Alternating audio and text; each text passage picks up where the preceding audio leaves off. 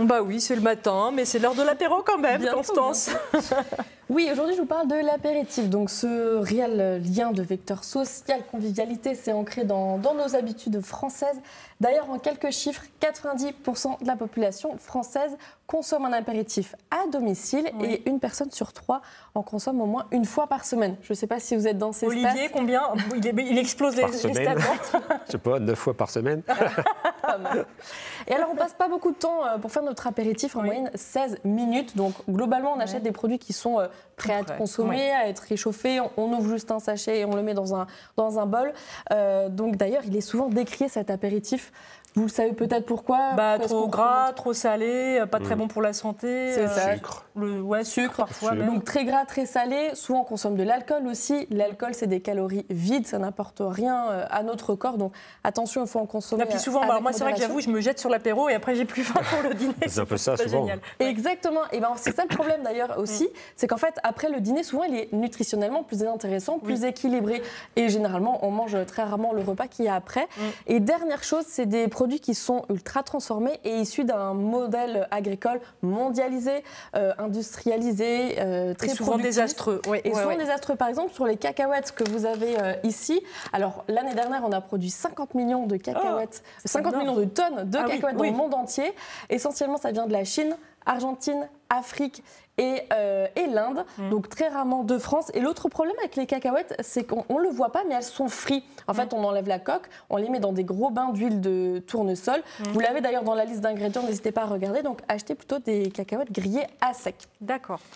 Alors, il existe une alternative pour consommer mieux et local. Parce que tu as apporté pas mal de petites choses. J'ai apporté pas mal de petites choses. Alors, c'est une entreprise qui est dans les Landes, dans le parc national des Landes de Gascogne. Elle s'appelle Tchanké.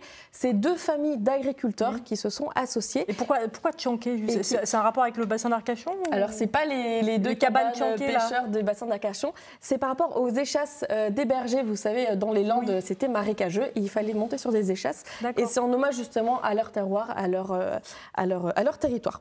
Alors, donc ici, vous avez des produits qui sont réalisés à marche prime, fabriqués à marche prime. Les pommes de terre viennent de France parce que en Nouvelle-Aquitaine, on a une terre qui est un peu moins bonne que dans le nord de la France par rapport à d'autres produits que vous pouvez retrouver en grande surface où on ne voit pas toujours en fait l'origine du produit. Parfois, c'est assez vague, varie dans l'Union européenne. On ne voit pas trop d'où ça vient et il y a pas mal d'additifs. Ici, vous êtes sur du 100% français.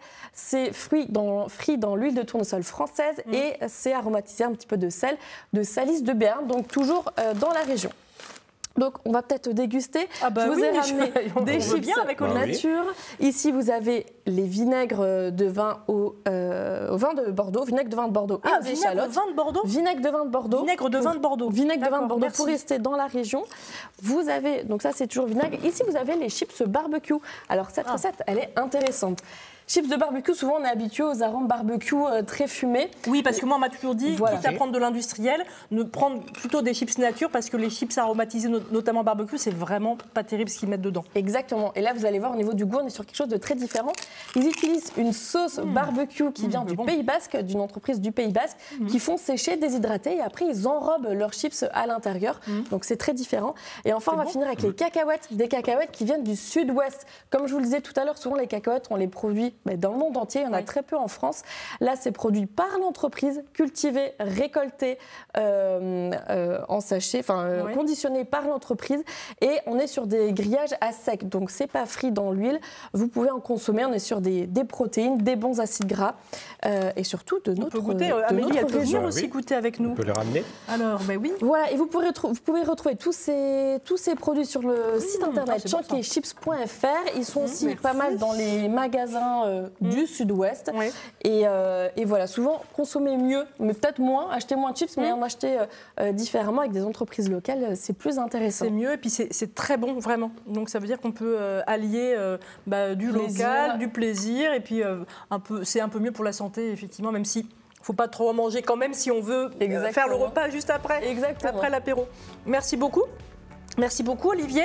Qu'est-ce qu'on peut vous souhaiter les ailes du temps 3, 4, 5, 6, 7, 8, 9, 10. Voilà, ça continue, que ça devienne une grande série et qui continue pendant longtemps.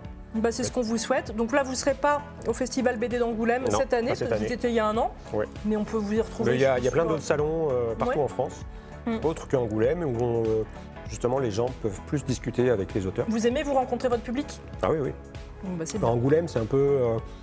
on n'a pas le temps. Ce que tout le monde dit, c'est l'usine. Ouais, c'est un peu on court partout.